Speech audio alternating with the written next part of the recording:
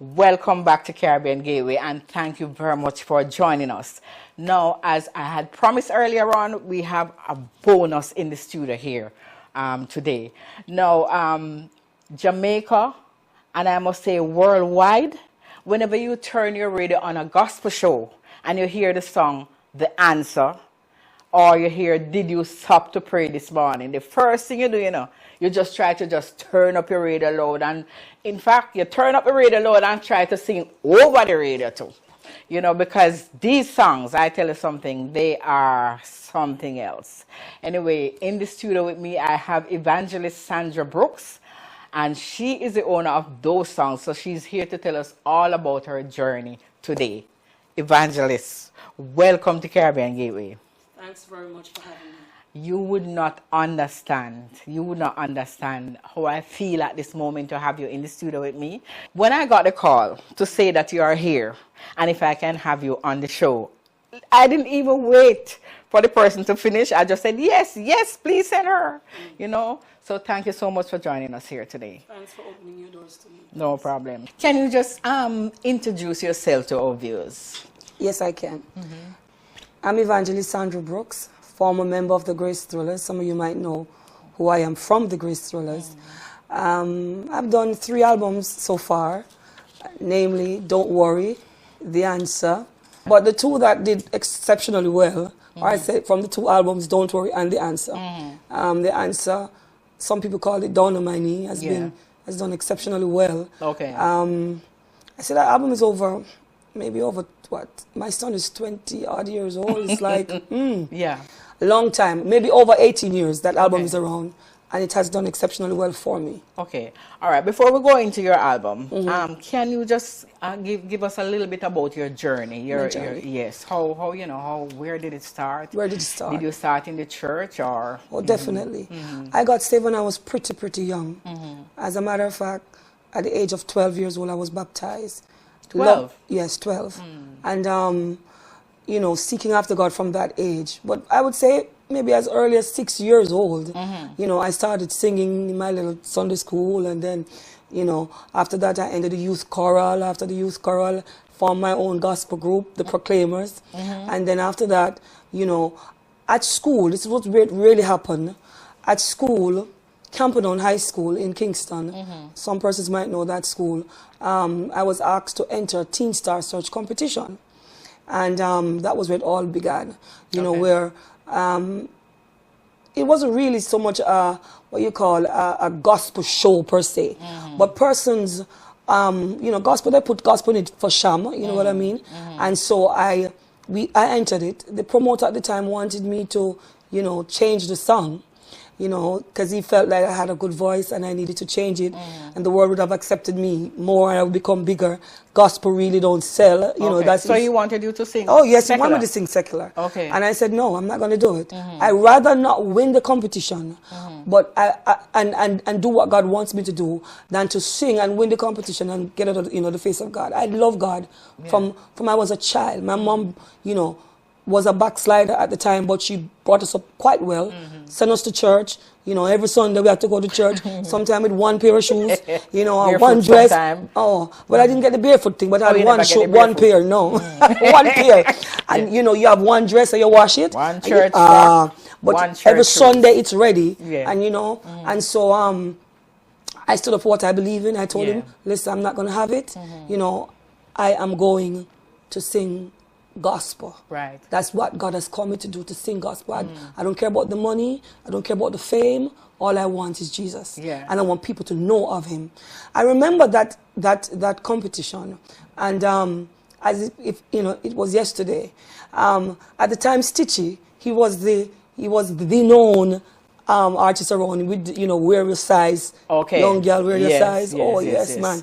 And Stitchy came on just before, because they had like artists, professional artists in between the contestants, right? And so Stitchy came on stage and rail up the people, man. So, picture this. After that kind of a thing with Wear Your Size, then a little girl come in with a gospel song. To God be the glory. So, the controversy, one drastic change. But so you were worried while you were waiting? No, I'm not. I'm not. I wasn't worried one bit. I know I had to do what I had to do for God. Yes. And I believe that night it was well received. And even when I left, they placed me third in the competition. People were not happy about it. Yeah. They said, because you're a gospel, let them do that. I mean, I remember when I was walking down, because I come from Maxfield Avenue. Yeah. When I was walking down the street, some of them said, Christian girl, you done the place, you know. Because you're a Christian, you know, why don't know why you know. Yeah. But I didn't care, sis. I'm glad the message was sent out. Yes. And I'm glad I was able to stand up for what I believe in as a true Christian. Yeah. And today that's what I'm doing, standing up for Christ. So you grew up in Whitfield Town? Whitfield Town, yes, man. Portia seems to constituency. So you was a quiet little girl, or you was... Yes, I would say. My family, we were more like, you know, we said sheltered. Yes. Yeah, you know, we were from the inner city. We are from the inner city, but we were never part of the system. You know, so we grew up and see all kinds of stuff happening around us. But then it was like from school to church and anywhere we're going, our parents. I remember my dad was so strict, you know. We couldn't even go at the fence sometime. I mean, if he came and saw us at the gate, we're getting a fine beating. He didn't try to find out what he was doing at the gate or anything like that? One incident took place. And what happened was, some lady said that my cousin laughed at her. You know, in those days, these parents were different, you know. I know. And just that, you know, ask us no question. Nothing. He banned us from the gate, and anybody he came and saw, I get beaten. And there were times when my dad came, and my gosh, my grandmother had to be hiding us. And him gonna beat Cheeto. Yes. Because he was a disciplinarian, you know, and I'm being honest, it helped. Yes. It has helped my upbringing, it has helped my standard. You know, we were as I said, in the inner city, but we're not a part of the system. So we were not in the mix-up, you know, even though we saw people, you know, pregnant, young teenage pregnancy, we had a lot of gun violence in those days. You know, because I was born in the 70s, so in those days, you know what it was like. Of course. Right. And so, but one thing I thank my mom for, she never stopped to send us to church. She always sent us to church. I was saying to somebody the other day, don't care how your parents is not a Christian. Yes. Every Sunday morning, or even you during the week, you have to go to church. No matter what. You know? As I said, one shoes, one dress, you still have to go to church. We still have to go. And so those standard and principle that was set, I couldn't go, you know, beyond them. Yes. And I believe even my dad being as forceful as he was in disciplining us, it has helped to groom me. Of course. And today, at the age of 47, I am glad I was not exposed to some stuff that I hear people going through. But not that I've not gone through my bit, because even during life, you know, my ministry life, God had to, because I was so sheltered, I couldn't relate to people who've been through some stuff. Okay. And so, sad to say, you know, even when I got married, that was when all hell broke loose. And even, you know, doing the right thing in church, right? Yes. You, as you said, you keep yourself untouched, virgin. You marry the right man, you think. Yes. You know, Christian man. Yeah. And hell broke loose, right? And then all kinds of stuff happened after that. Yes. But as I said, to God be the glory. I believe my experiences has taught me how to be more compassionate because I know where God has taken me from. Yes, even though I had a sheltered upbringing, but during halfway through my life that I've lived, I went through some rough stuff. Yes. And I believe it was only because God wanted me to understand.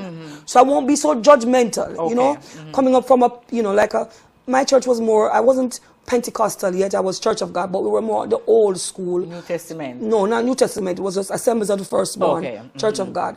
And, you know, we kind of, in terms of everything, dressing, everything, we were just strict and... No, press here, dry here, and all of them things. And not only that too, even the very standard, so we're not able to relate to some of the things that real people go through. And I believe God allowed me to go through some real stuff, so that I am better able now to minister. He was preparing him. Yes, without being judgmental. That's the part. Because you have some of us behave like we're holy and righteous, and it's because of our upbringing. You know, the kind of church we go to. You know, I can't believe that's what happened, right? But then God sometimes has to take us down for us to be able to meet the mass. Yeah, because a lot of people are hurting out there. A lot of hurting, wounded people. You know. And so that's where I started from, Teen Star Search. Okay. Grace told us heard about me. As you talk about Bring Me Down, were you part of the Grace Triller song that says If I'm Too High? No, I wasn't a part of that one. I left the group before. Then I became Sandra Brooks. All right, so tell me about the Grace Trillers. How did you get involved with the Grace Trillers? After the Teen Stars Search competition, Mr. Willis heard about me, which is the manager of Grace Trillers, and they came after me. They went to the producer of the event, and then, you know, he kind of was hesitant because he was hearing all kinds of stuff about the Grace Trillers. But he said to me, I know, Sandra, you are a woman of, you know, integrity, you'll stand up. I was a young girl at the time. He says, I know you. Nobody can push you over. So I said, go and try it and see what will happen. And so I remember, you know, going to their office in Hartford at the time. And instantly they accepted me because I guess they heard about me before that, you know, I was good and stuff. My principal, it was my vice principal at the time, Miss Kellier. She had also encouraged, you know, the whole thing because at Camperdown I was a prefect. And I would have devotions. And a lot of my fans today, I believe, are some of my classmates from, you know, who knew me from school, that I took my ministry seriously. I took God seriously. And when I was asked to do devotion, you know, they could feel the presence of the Lord in the place, as young as I was at the time. You know, 17, 16 years old. And so I would say my vice principal encouraged me you know, to take a chance and, you know, and go. And so Grace Trillers, you know, became the main group. As you know, Grace Trillers was the main group then. And I would say the most popular group as it relates to the Caribbean. Even now I would say, because I mean, a lot of these I've not yet seen a group yet, really. No. That has taken that position yet. Yes. So, you know, but in those days, they were you know, everybody wanted Grace Trillers. Everywhere you go, throughout the world, you know, Grace Trillers, especially among our Caribbean people and stuff. And so that was when I joined the group. At the time, they had just released Is Alive album. And the young lady who did the album was not there to perform the album. So that was where I came in and fitted in so perfectly that many persons did know the difference between her, you know, she and me. You know, they didn't have a clue that it was somebody different. Right. And so after Grace Trillers, after that, no, you know, that was when my, you know, people start, oh, about this tall, natural hair girl in the group. You know, they didn't know the difference. Then I did the videos too, you know, of the song. Miming, in those days you mime. So persons attach my face to those songs. And so that was where, you know, God used me mightily in the group until I spent about maybe 5 years in the group. And then you move on to solo. I'd be honest with you, it wasn't like I wanted to move on. It was God who said to move on. Prophetically, words came, and I had to move on, even when I was fighting it. So people weren't asking why did you leave or anything like that? I'll be honest with you, at the time, I was even criticized that I'm stupid. Why you could be leaving such a group? I said, because God told me. I remember even some of my leaders at church wondered what is happening to Sandra. But you must know God for yourself. Of course. And today I have no regrets. Now, as you know, earlier on we were talking about The Answer. And what's the other one? The other famous one. Did You Stop to Pray? You Stop to Pray. Did you wrote those songs, or? The Answer was written by my ex-husband and myself. Did You Stop to Pray is an old-time song that I've changed over. Because, I mean, those songs, I'm telling you, I think those songs were the ones that really take you worldwide. Those are, I would say, and The Road is Rough. Because if you look on YouTube now, you see where you have over 5 million persons with The Road is Rough. And that's the first album I've ever done. And if you saw the place where I did that album, you'll be surprised. Wow. It was like in a little box, right? But people will not know that it was done in a box, you know. But they have done well, and I just give God thanks. I believe, though, you see, when God predestined you for a thing, it's a different thing, you know. Of course. Altogether. No matter where it is done, the anointing is what makes the difference. And I remember even at the time, I think my son was just maybe one, I don't think he had reached 1 year old when I was doing that album, Don't Worry. The Road is Rough is on Don't Worry album, the first CD. That's like 24 years old, right? Yeah.